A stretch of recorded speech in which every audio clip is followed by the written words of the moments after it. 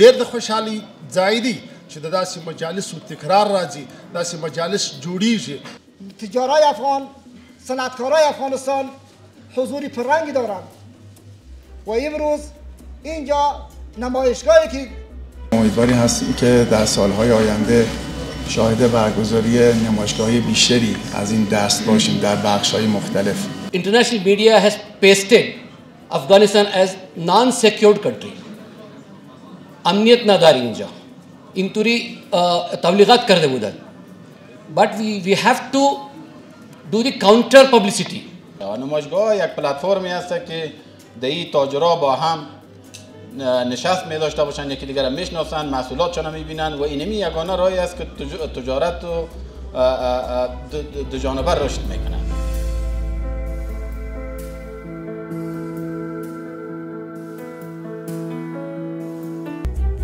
بالغ بر 40 غرفه از ایران در اینجا حضور پیدا کردن از ایران و خیلی مردم افغانستان نسبت به این موضوع خرسند شدن. زیادتر از کشور ایران در این نمایشگاه شرکت نموده و از کشورهای دیگه هم است.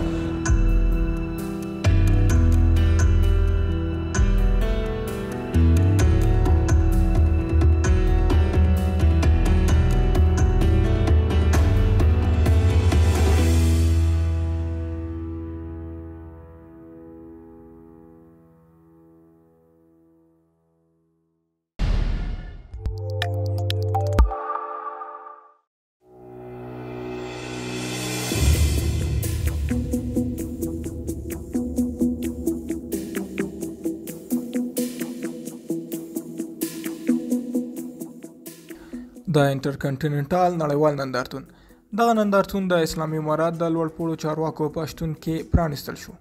یاد نندارتون نن د کب 18 نیټه پرانیستل شو او د کب تر 20 نیټې به دوام ومومي. نو ډېر د خوشحالۍ ځای دی چې د داسې مجالسو تکرار راځي، داسې مجالس جوړیږي او په داسې مجالسو کې یو د بل سره تفاهم او مفاهمه راځي او په دې کې د افغانستان تجاران تشویقیږي، د نړۍ تجاران تشویقیږي چې راځي په افغانستان کې سرمایه گذاري کوي او د افغانستان د اقتصاد د پرمختګ لپاره زموږ سره هم فکري، هم نظري، همکاري په مالی لحاظ په علمي لحاظ باندې کوي. روزانه شاهد افتتاح پروژه ها هستیم، شاهد افتتاح نمایشگاه ها هستیم. در گذشته مجالس زیادتر رنگ فاتحه خوانی و فاتحه داشت، دعاخوانی داشت، ولی الحمدلله در این تحولاتی که آمده در این مدت 2 سال مجلس ما الحمدلله فاتحه و دعاخوانی که از اثر جنگ باشه و کشت و خون باشه نداریم. مجالسی که ما داریم افتتاح یک پروژه است و مجالسی که ما داریم افتتاح یک نمایشگاه ها هست. امروز در 2-3 روزی که در ترکمنستان نمایشگاهی که برگزار شده، تجارای افغان، صنعتکارای افغانستان حضوری پررنگی دارند و امروز اینجا نمایشگاهی که ملی و بین المللی که مهمانای خارجی الحمدلله تشریف دارن هم یک صنعتشان به نمایش میگذارن و به دنیا هم نشان میتن که ما به پیش بریم. با وصف همه تعذیراتی که هست، با وصف همه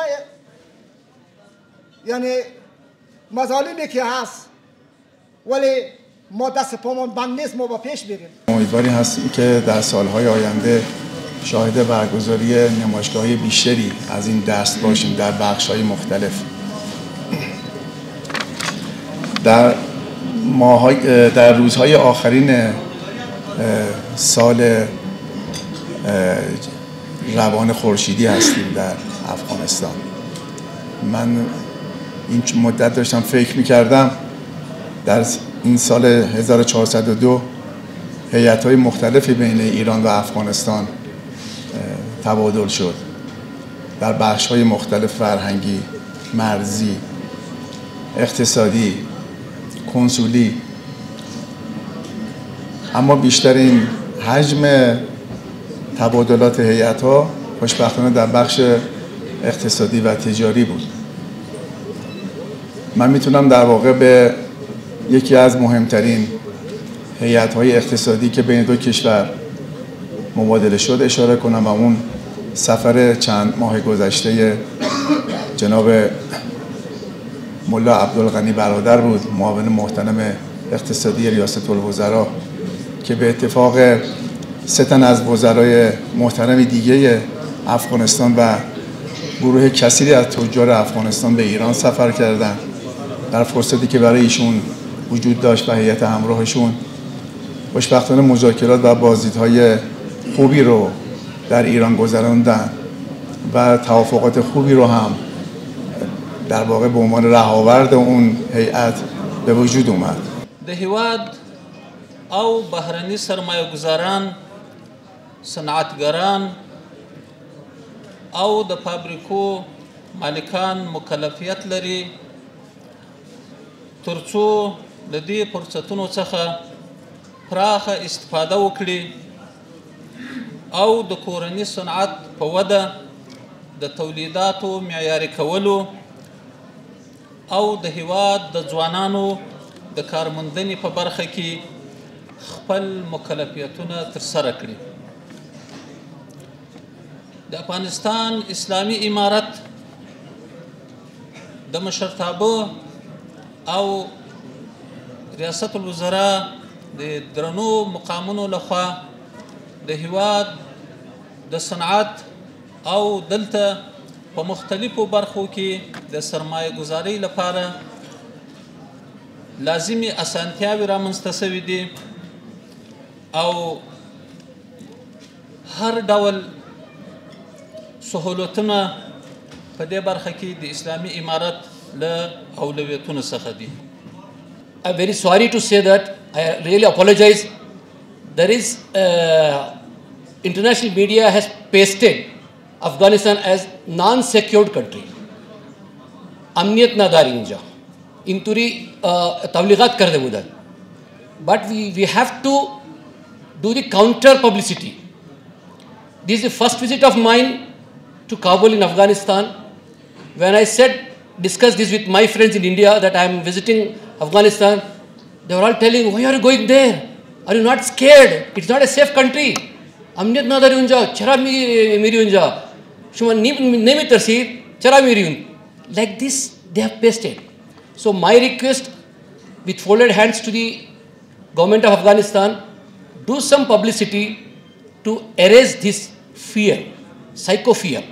Because otherwise you will not get the investment. Without foreign investment, any country will not flourish. Though you might be having the treasure, nature treasure, God has given you.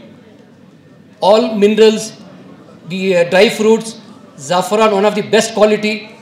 But no foreign investment will come like this if you have this kind of publicity. So my request will be to do some publicity. Invite your own people, those who are good with you people. Because of course, India and Afghanistan, in government level as well as in public level, we have got very good relationship. خیلی خوب ارتباط داریم. نمایشگاه یک پلتفرمی است که دهی تاجرها با هم نشست می داشته باشند، یکی دیگر را میشناسند، محصولاتشان را میبینند و اینمی یگانه راهی است که تجارت و دو جانبه رشد میکنه. به همین اساس اینمی نمایشگاهی که گرفته شده الحمدلله شما میبینید که برنامه مجلل است، الحمدلله معیارش هم میبینید که معیار خوب داره، از نگاه ساختارش، از نگاه همین دیزاینش. خیلی مسئولین ما همراهشون کار کردیم، وزارت صنعت تجارت همراه مسئولین هتل انترکانت کار کرده که همین یک برنامه خوب بخیر که باز بتونیم میره در دیگه آینده در دیگه ساحات افغانستان و ایران همچنان که در مشهد، در تهران، در زاهدان ما همین تو برنامه‌های محصولات در کشور به نمایش بگذاریم. دیگه الحمدلله ما از همین نمایشگاه میبینیم که هم الحمدلله شمولیت است و هم از نگاه معیار و از نگاه هم کیفیتی که ما میخواستیم الحمدلله بسیار خوب است.